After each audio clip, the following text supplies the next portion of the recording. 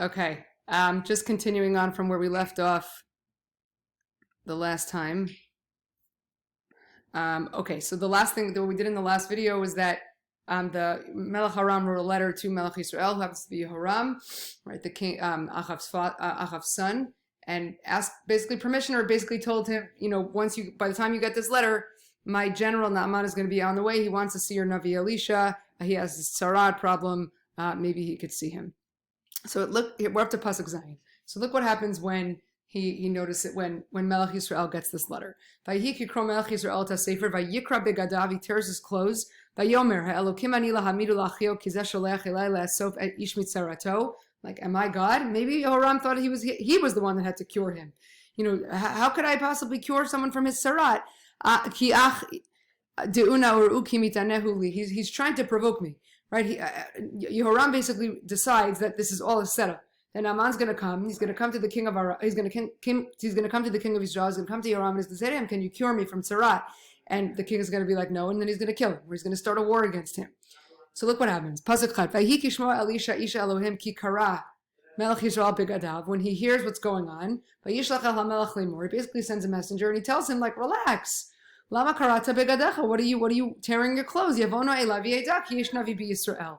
Let him come to me and let him see that there's that Nevi'im in Am Yisrael could do this. Maybe in Malchut Aram their prophets couldn't do these things and only the king could.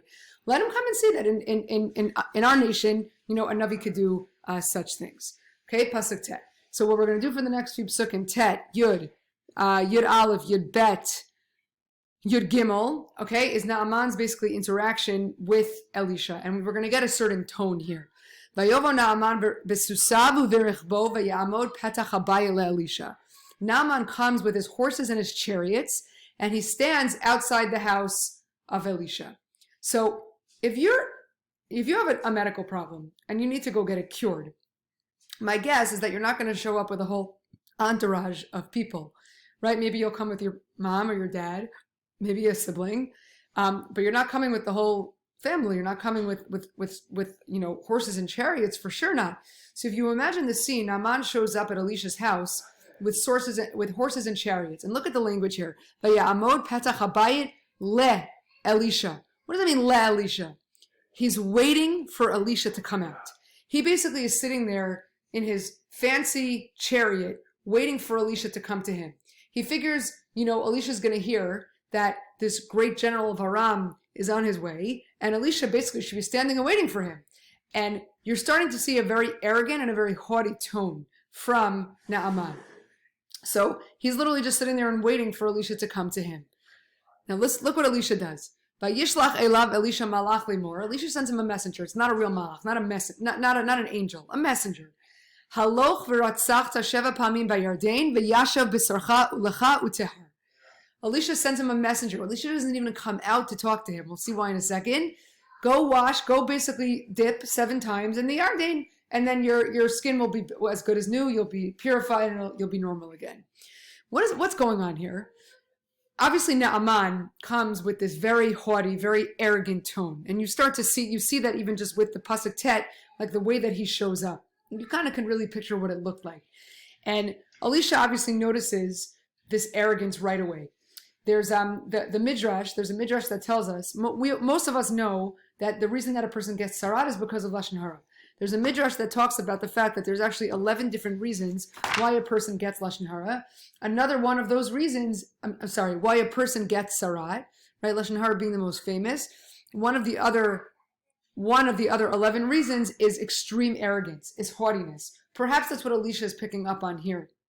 So Elisha says to him, okay, go wash yourself, go dip inside of the Yarden. So there, we discussed this in class. There's a commentary called the Me'am Lo'ez, and the Me'am Lo'ez basically explains that the Jordan River flows, the way that it flows from a high point to a low point, from high to low. And what's the message behind that? Elisha's trying to send Naaman a message. You need to get off your high horse. Okay, you need to go off your high feeling of yourself and bring yourself down. From high to low. You need to lower yourself. That's why Elisha wouldn't come out himself. That's why he sent a messenger to talk to him. He got right away what's going on with this guy Naaman. He got exactly what Naaman has to do in order to be cured. He has to basically become a little bit more modest. And right, that's again one of the recurring themes we talked about at the beginning. And Elisha basically calls him out on it right away. Now listen to the way Naaman reacts. Remember, Naaman is in this pretty extreme state of arrogance. Vayiksof Naaman vayilach. Okay, he throws a hissy fit. He gets angry. Vayiksof kaas. Right, he gets very angry. Vayilach. You can kind of imagine him stomping away. Vayomer, hine amarti Eli yetzei yatso ve'amad v'kara b'shem Hashem Elokav v'hinif yado al makom v'asav hamitzora. What he's basically saying, Naaman, is I didn't think I was going to have to do anything here. I thought I was going to show up to this miracle worker. He was going to basically almost wave his magic wand. He was going to come outside and greet me. He was going to call out to his God, to Hashem. He was going to put his hand on where the tzarat is, and it would go away.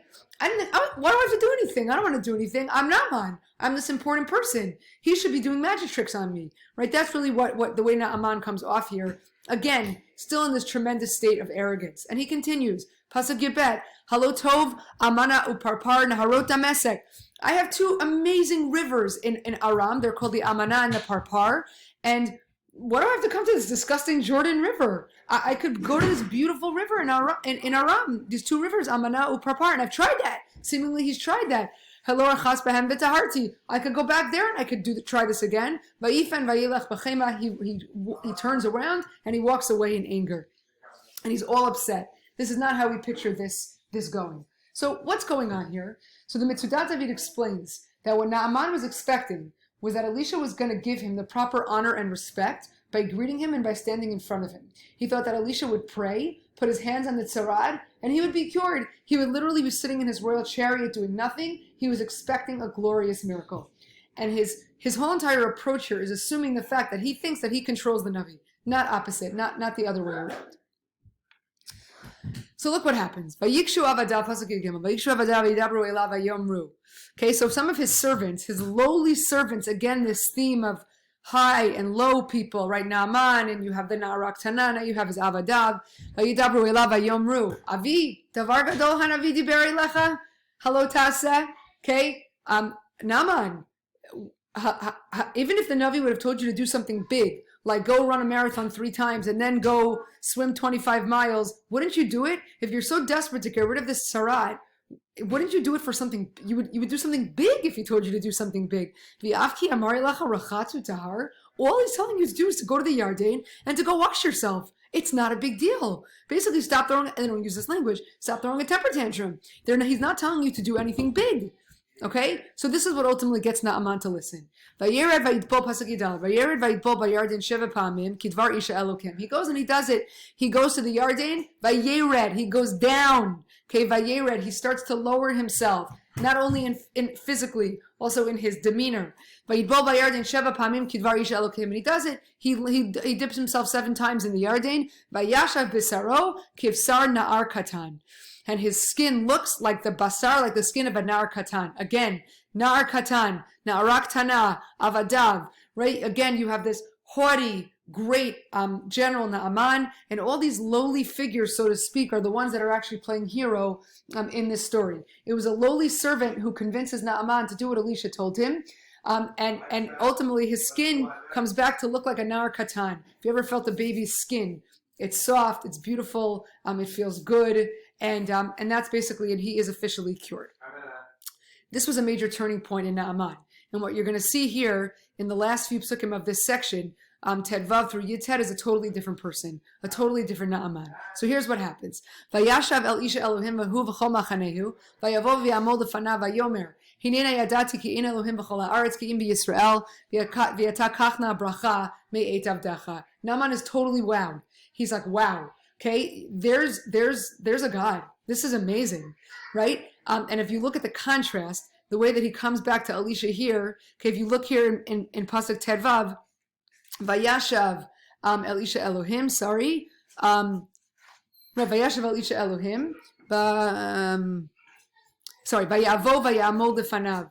Okay, he comes, sorry about that. Okay, Vayavo Vayamol Defanav. Let me color this for a second. Okay, he comes and he stands in front of him. And if you contrast this, okay, to the way that he came to Elisha The first time, you see it up here in Pasuk Tet, I'm going to color this here. Vayavo Naaman v'susav v'yerichbo. Look at the change. Vayavo v'yamol lefanav. He gets off his chariot. He comes to Elisha. He stands before him. Right? He says, "Your God is the man." Right? Your God is the God. Right? That must be. This is pretty remarkable. So I wanted to show you what the Mitzudat David explains here. Okay. No, I don't want Rashi. Hold on one second. Sorry.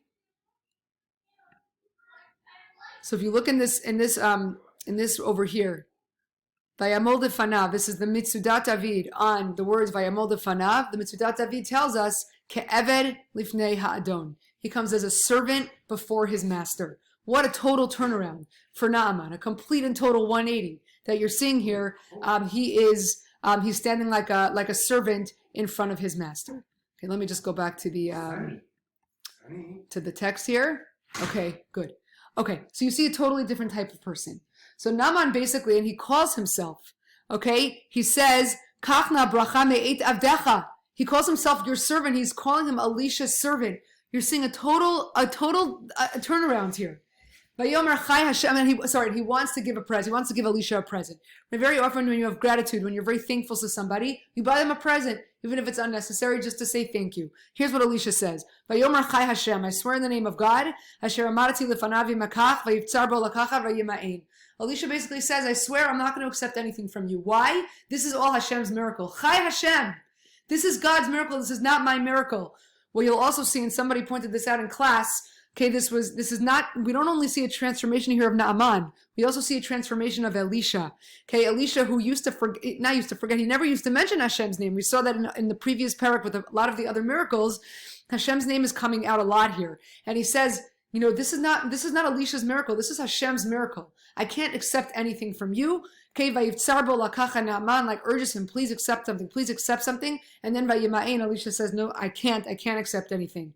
Okay, vayomer Naaman, v'lo yutana avdecha masat tzemed pradim adama. If you're not going to accept anything, I have a request. So this is Naaman's request. Listen carefully. He asks for, okay, masa tzemed pradim adama. Okay, what does this mean? Okay, masat tzemed pradim adama means 2 mule loads full of earth or of sand. He basically wants to take a lot of dirt from the land on his donkeys, right? Donkeys are known to be carrying things, and he wants to take it back to Aram. What's going on here? What's the story? Okay, Naaman is actually making a very innocent mistake here, and this is not a sin. This is an innocent mistake. Naaman basically thought that the way that it worked in other religions was that a god was very specific to a certain place. So what he's assuming here is that Elisha's God, who he's attributing this miracle to, only operates in Eretz Yisrael. Right? When he goes back to Aram, there's no Hashem there. That was an innocent mistake because that's what he's used to. So he basically wants to take Masat Semed Pradim Adama, he wants to take 2 loads full of dirt, okay? And says Rashi here, okay? Rashi explains, nope, not this, sorry, one second. Rashi explains on these words, Semed Pradim Adama, and a number of the Mefarshim explain the same thing. Sorry. Here. Ame Adamazo me Eretz Yisrael she kedosha masasne pradim ve'ashana li'iri ve'aseh ota mizbeach.